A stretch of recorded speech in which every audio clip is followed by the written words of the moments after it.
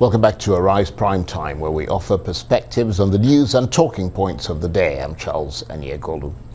So, new banknotes launched in Nigeria today in an effort to fight counterfeiting and the financing of corrupt politicians, militant groups and hostage takers, an attempt to mop up excess cash in circulation.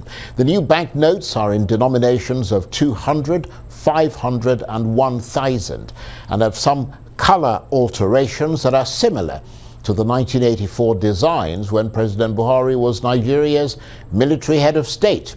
So what are the questions that have been raised and how are Nigerians reacting? Well, as you know, this is the point in the show when we bring in our guest analysts to shine their light on the big issues of the day. And tonight, I'm joined in the studio by the international economist, political and business analyst and CEO at Business Africa Events Limited, Christian Udechukwu, and by Arise News analyst and former chairman of the editorial board of Daily Trust newspaper, Mahmud Jega. Thank you very much indeed, gentlemen, for joining us. Let me start with you, Christian. What's your reaction to these new Naira notes? Do you think they're going to do what they are hoping that they'll do, which is essentially get rid of all the bad things that people are doing with money in Nigeria? Thank you, Charles, for having me on the program. Well, it was a historic event today because, you know, in the landmark of economic development, you have new currency notes, so that's always a date in history. Second is that you can see from the effusive energy around the central bank governor presenting the new notes to Mr. President that he's very obviously elated at history-making event. It's a good thing, significantly because there's a lot of money that is known, common knowledge to all really, that is out there. You know, idle money tied down, not in circulation, not within the banks, money that is, you know, buried in farms, in soccer well pits and tanks overhead, and some in between walls in homes. I remember, I think it was a few years ago when, you know, I was trying to find accommodation in Abuja, and we had gone to, I was being shown around to some property in Asokoro, and it belonged to somebody who had just previously moved out, but he was a person of interest to the state. And one of the things that shocked me was that, you know, all the walls everywhere had been broken down, and apparently people were looking for supposed cash in between walls. So if it didn't know, if people didn't know that it happens, nobody will be looking out for it. So changing it is for the president, it's like going back memory lane, takes him back to 1984, you know, when he first did currency redesign and reissued currencies. Now, actually, at the tip of an election, what it helps the CBN to do actually is to bring in free-floating cash out there and suck it into the system and ensure that there's more cash available in banks for lending, and so on. So it's a great policy, but that needs to be fine-tuned to ensure that we don't have unintended consequences as a result. Okay, thanks for that. Let me bring you in, Mahmud Jega. Two things. Is this change in banknotes likely to have the effects that the government wants it to have? And is it possible for all these notes to be changed over such a short period of time? Well, I'm not an economist, but the main reaction I noticed today, people were surprised that it was not really a redesign, it was just a recoloration. It was just the colors of the notes. But that was exactly what happened in 1984. When we lined up to change money, we saw that this one took the colors of that one and all that. But that is significant because, of course, color is the most easily recognizable aspect of all the currency notes. Now, whether it will have the desired effect in the long run, I don't know, because as long as the structure of the economy and the society remains basically the same, okay, initially the central bank and the banks will be able to mop up a lot of money, but you know, over months and years, people will withdraw this money from the banks, and if they don't bring it back, and many people may not bring it back because the rural economies are still essentially cash-based. You know, if you are traveling in So many... it's not necessarily people doing fraudulent things. Exactly. I mean, although there is all this talk about some politicians have hidden billions and they will have trouble. Actually, if you are as powerful as that, you don't have to, because you can always call the bank manager. I mean, banks open their vaults in the night and at weekends. If you are powerful enough, you might see the we may see the bullion van in your house at the weekend. If you are powerful, well, not me. enough, we pray you get to that stage. So, but you see, like the rural economies, when you are traveling, especially, let's say, in the northern states, every day there are market days in some towns. You might find that the road is clogged. And those rural and semi-urban markets are mostly cash based. that is true. You find these traders, they come, they stock up goods, they take to another market the following day, and most of the transaction is in cash.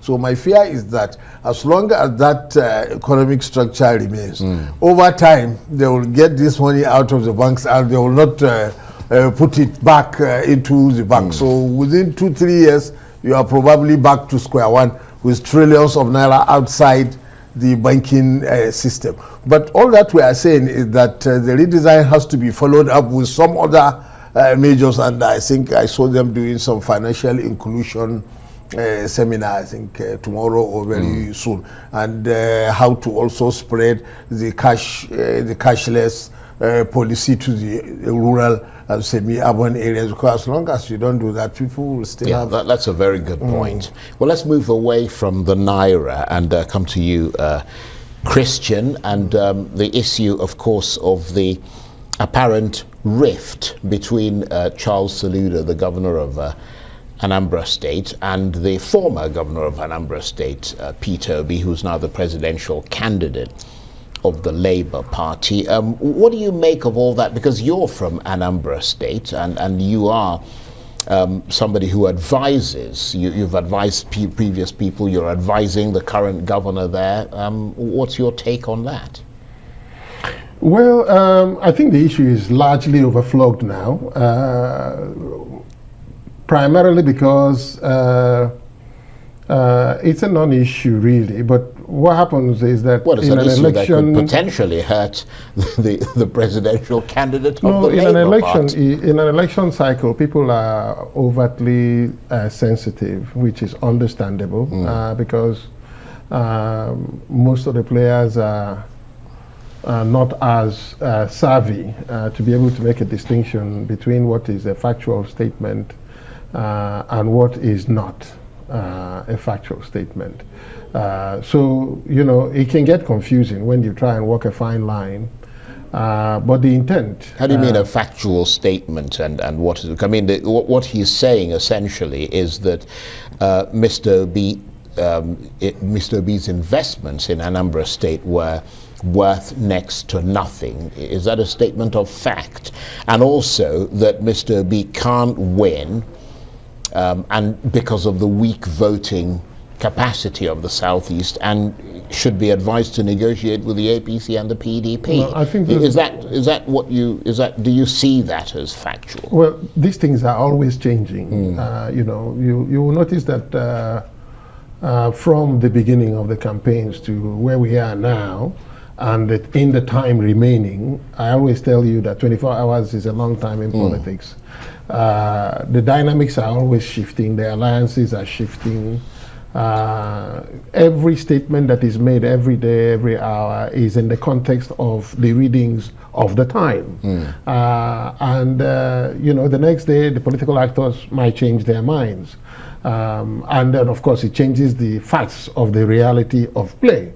But the bottom line truth is that there is a great understanding between the two governors, one former, one incumbent, and there is really no rift.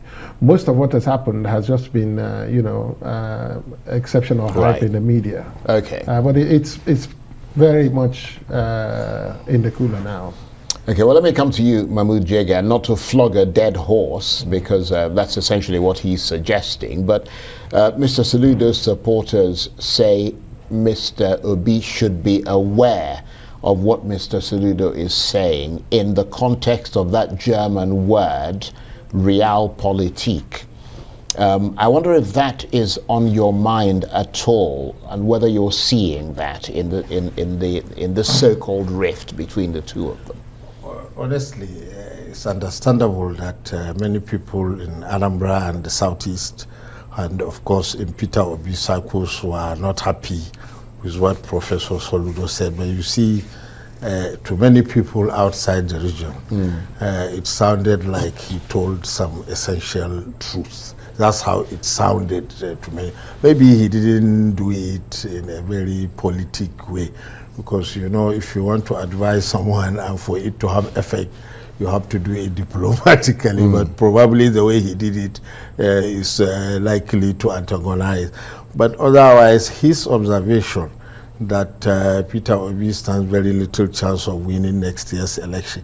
You see, our friend Chief Ozibo, who was speaking earlier, made much reference to the opinion polls that were conducted, 4 or 5 of them. Honestly, in my own experience, those opinion polls have no credibility, and in fact they contradict observations that we political reporters make on the scene. So he kept harping on that, and I'm not surprised that the candidates of APC and PDP do not appear to be perturbed, because if it is in the US that 4 or 5 opinion polls show that you are trailing, you will see some element of haste and panic and change in strategy, but they don't seem to be perturbed, because those polls, I don't think, reflect reality very much. So what Professor Soludo was saying about, what you need if the concern really is to have a president of southeastern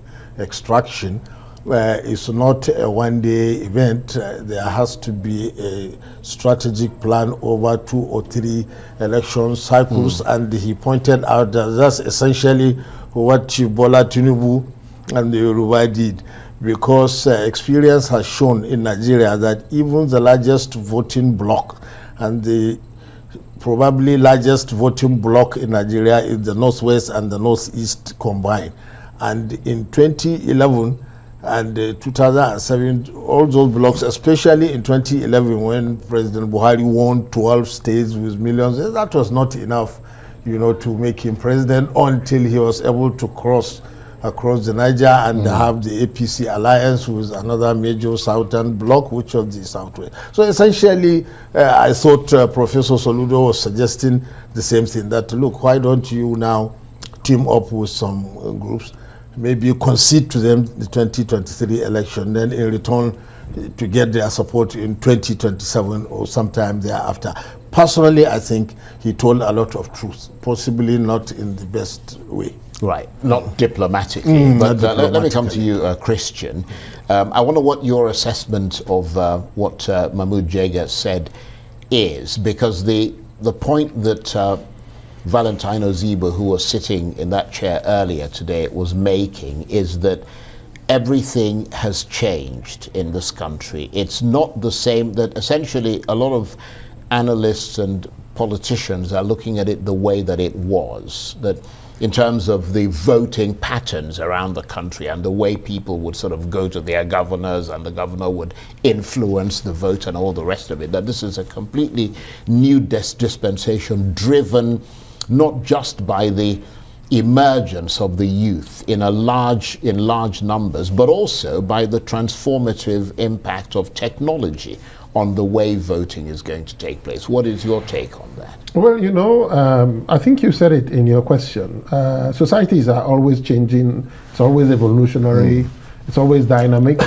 And what we have seen in recent times in many elections really is that the infusion of technology and the breakup of the media as we know it traditionally, the new era of the citizen journalist, where everybody with a mobile phone is a commentator on every single issue, has sort of,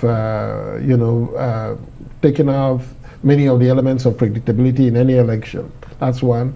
Number two also is that historically over time, with what happened in the previous republics, where many elections didn't go as those who were organizing it had expected that it will and were consequentially cancelled.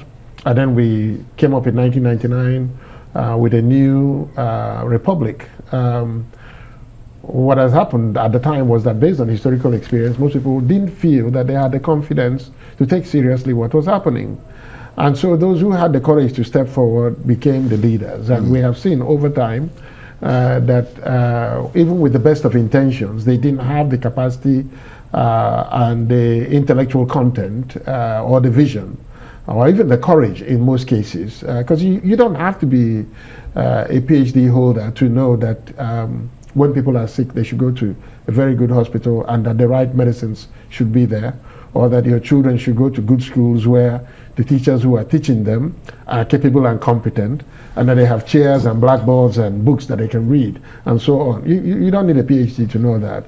And you don't need a PhD to know that people should be able to move on good roads, and so on. But we've had that experience in over 60 years where you can't drive from any part of Nigeria to the other on good roads. There's no systemic infrastructure to move anybody by water.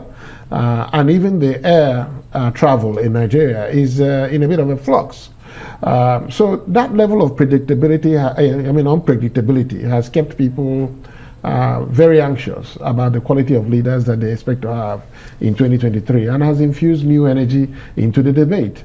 The challenge, of course, is that the expectations of Nigerians, in a nation of 260 million or so, whatever the number is, depending on what statistics you're looking at. The latest estimate is 260 million. So, in a nation of that number, 260 million, the challenge that Nigerians have is that the choices that they have to make is narrowed down to the candidates that they're looking at. And they look into the wider population and they see that perhaps there are people who should have stepped up but haven't.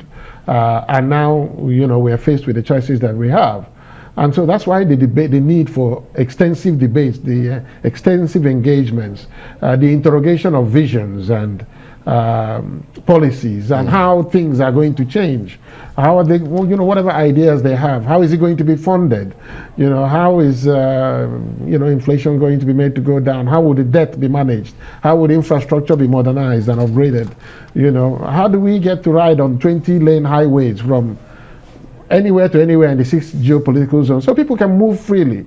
The more people can move on a 24-hour basis, the more prosperous the economy is. Absolutely. And the power problem, how can we really solve it? We can't be happy that 100 megawatts is coming here and all that. We need big thinking, big ideas, quantum leaps in many areas. That's what is required to move this nation forward. That's a very good point. And we want people who can step forward and put those ideas on the table and say, challenge me, I will do it. Yeah. Here I am, send me. That's a good point. And let me come to you, Mahmud, because in order for us to know how the candidates are going to do these things that he's talking about, we need to see a manifesto.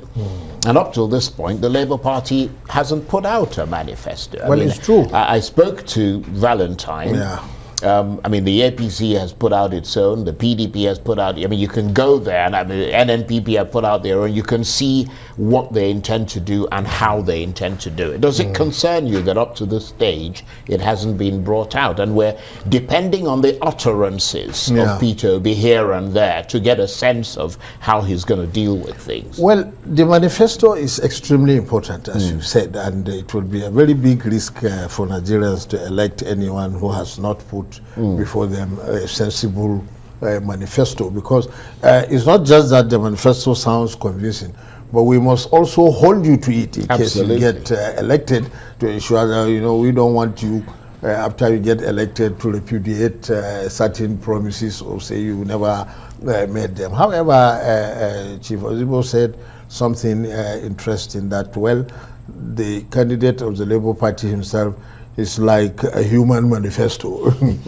Because, of course, you know, it is not just because someone promises something in a manifesto. You also have to match it against his character and his record, and see whether he is likely to deliver on this promise. You know, anybody can say that I will increase power supply to 30,000 megawatts, but we really have to match it against your own record of performance in previous positions that you have held, because this is a problem, power that has defied the last 10 administrations in Nigeria. So really we have to be fairly convinced that a man can handle it, and it's a combination of the promises and also the character and the track record. I agree with him to that extent. I am not saying that his candidate is the best personification of that, but certainly he has a point about matching character to even manifestos. Okay, thank you for that. And before we go, Christian, we've got about a minute or so. Here we are in this situation. Candidates are attacking each other a lot more now. They're becoming more strident in their criticism. Manifestos have been released, not all of them. How do you see the landscape now at this stage? I think we're just beginning to get into the most exciting phase of the contest. Why? Well, because not just because candidates are interrogating the programs and policies of each other and cajoling and poo-pooing and ridiculing what they see as inconsistencies or incoherence in some of the policies being put forward, but that the Nigerian people increasingly have opportunity to interact with the candidates and ask questions. As I said, Nigeria, what Nigerians need, we're an impatient people, and that's part of the reason why leaders who don't have ideas and grand visions to match the expectations of the people say that Nigerians are difficult to lead. No, we're not difficult. It's very easy. A lot of Nigerians want to be able to do a lot of things by themselves, but they want candidates who have grand ideas and have clarity on how they're going to fund it or where they're going to get the money. And hopefully we're going to see that. Well, we're hoping that that's going to happen in the next 3 months. Okay, I want to thank you very much indeed, Christian Udechukwu, who's an international economist, political and business analyst, and CEO at Business Africa Events Limited, and of course, Mahmud Jega, who's an Arise News analyst, former chairman of the editorial board of Daily Trust newspaper. Thank you very much indeed. Thank you.